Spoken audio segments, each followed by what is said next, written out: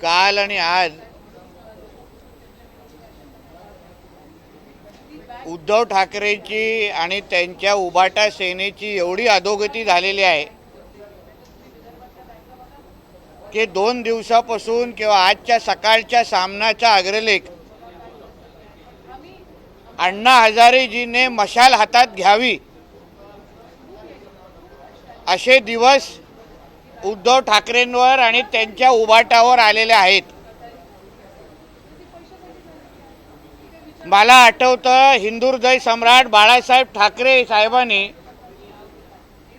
अण्णा हजारेजींना वाकड्या तोंडाचा गांधी असं म्हणून बाळासाहेब म्हणायचे, टीकाही करायचे। आणि आज बाळासाहेबांच्या म्हणण्यानुसार त्याच वाकड्या तोंडाच्या गांधीच्या हातात मशाल घेण्याची बाब आणि मागणी आणि आग्रह सामन्यातूनच करायला लागतोय।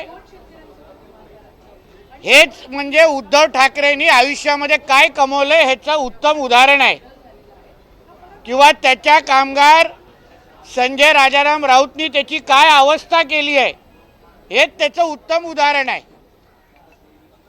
अण्णा हजारेजींना परत एकदा मशाल पेटवायचीच असेल, उपोषण करायचंच असेल तर त्यांनी मातोश्रीच्या समोर जाऊन करावं।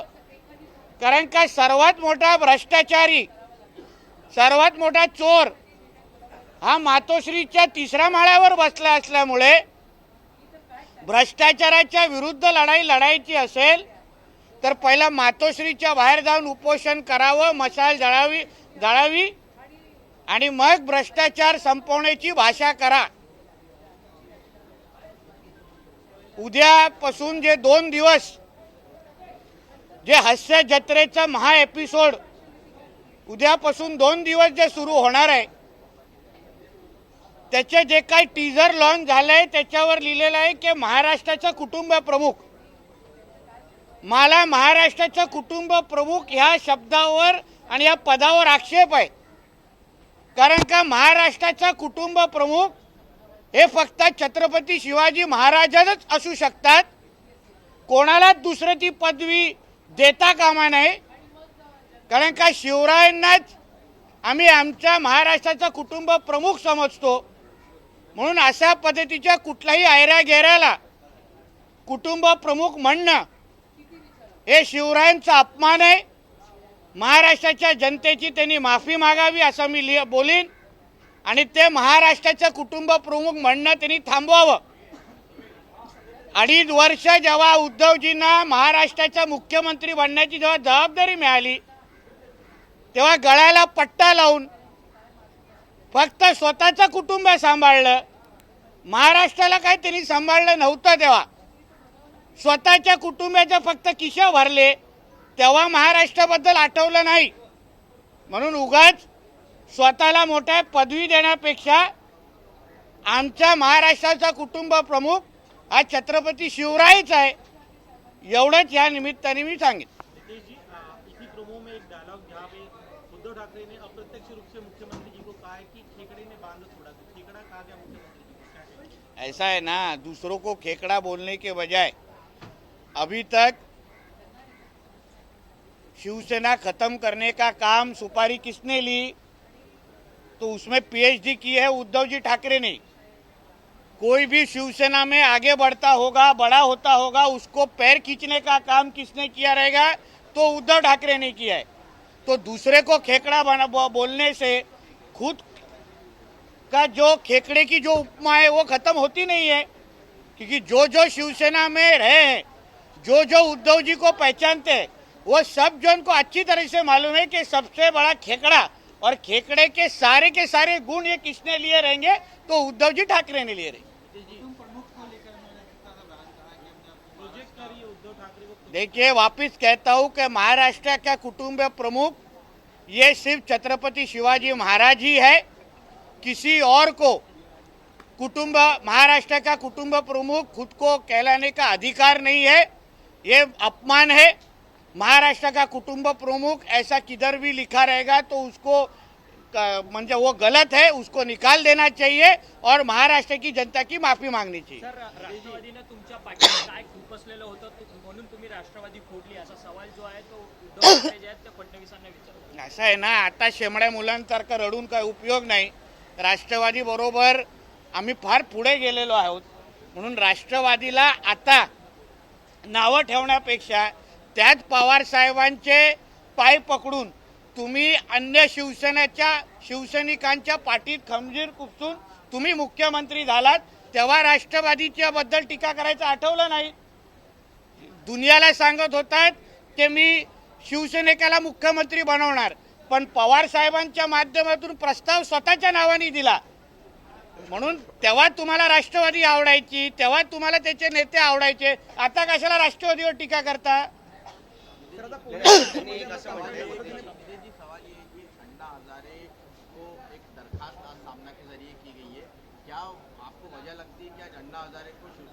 देखिए, अन्ना हजारे जी को बाला साहेब ठाकरे उनके समय में वाकड़ा तोंडे का गांधी ऐसा बोलते थे.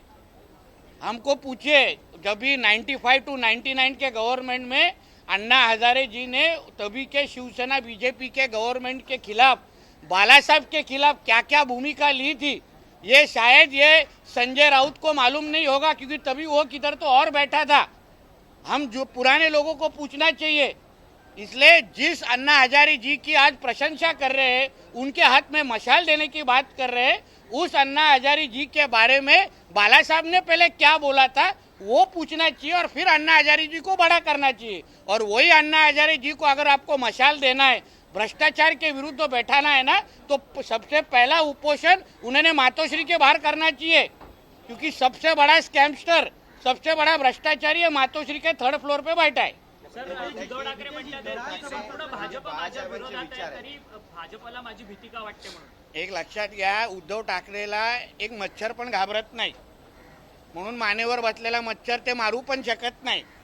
उगाच भारतीय जनता पक्षाच्या नावाने स्वतःला एवढं मोठं करू नये.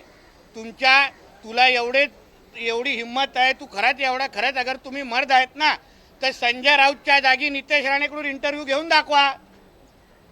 मग बघा आवाज कोणाचा आणि आवाज कुठून येतो. संजय राऊतला इंटरव्ह्यू देऊन कोण मर्द म्हणत नाही. नितेश राणेला, नारायण राणे साहेबांना इंटरव्ह्यू देऊन त्याला मर्द म्हणतो आणि मग त्याला आवाज कोणाचा म्हणतात. हिंमत आहे तर सांगा, उद्या मातोश्रीमध्ये आतमध्ये जाऊन इंटरव्ह्यू घेऊन दाखवू शकतो. बाबरी ज्यावेळेस पाडली गेली त्यावेळेस जबाबदारी घ्यायला कुणी बाबरी जेव्हा पाडली होती तेव्हा उद्धव ठाकरे मातोश्रीच्या एका खोलीमध्ये बसून कॅमेरा साफ करत होते. हे मी पुराव्यासकट तुम्हाला सांगू शकतो. म्हणून बाबरी तोडण्याची भाषा ह्यांनी करू नये.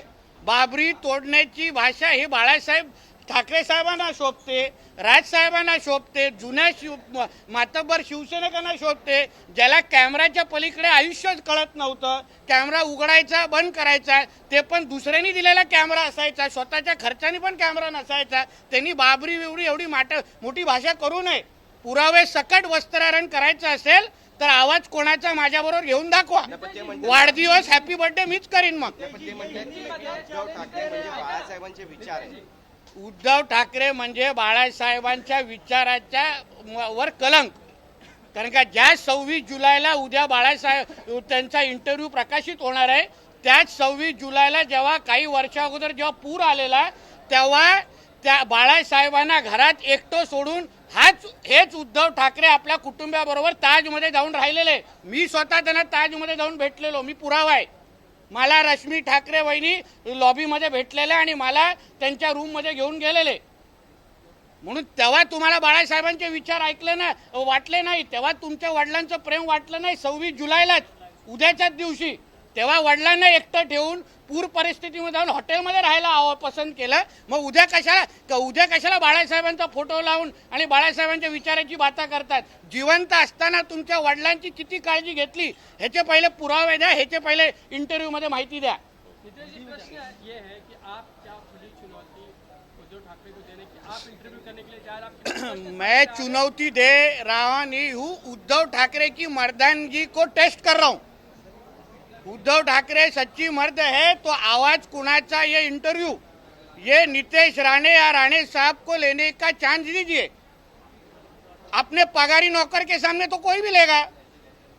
मैं अपने प्रार के संपादक को बोलूंगा, बाबा सवाल पूछ, हाँ साहब कितना अच्छा शर्ट पहना है, किधर से लाया, हाँ साहब आपका मोबाइल बहुत अच्छा है, कि कौन सा ब्रांड का है, वो तो वही सवाल पूछेगा ना।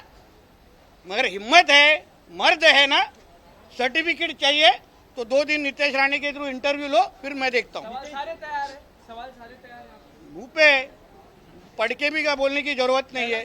और उसके बाद ऐसा कापेंगे ना, डायरेक्ट लीला होती। नितेश जी, सदन का दूसरा हफ्ता शुरू हो चुका, लेकिन अब तक कांग्रेस नेता विपक्ष का नाम नहीं फाइनल कर पा रही है, कैसे देखिए? देखिए, इसीलिए तो उनके जो कांग्रेस के ज्येष्ठ नेता है वो बार बार मुख्यमंत्री बदलने के स्टेटमेंट दे रहे हैं, क्योंकि कांग्रेस के अंदर जो अंदरूनी जो झगड़े चल रहे हैं उसको छुपाने के लिए मुख्यमंत्री अजीत दादा बन रहे, शिंदे साहब निकल रहे। अरे हमारा छोड़ो ना, खुद का घर के बारे में तो बताओ। तुम्हारे घर में आग लगी है, तुम्हारे घर में तुम लोग को दूल्हा कौन है वो तुमको डिसाइड नहीं कर पा रहे तुम लोग, और हमारे तरफ क्यों देख रहे तुम लोग? हिम्मत है तो बोलो ना, विरोधी पक्ष नेता कौन है, एलओपी कौन है वो जाहीर करो।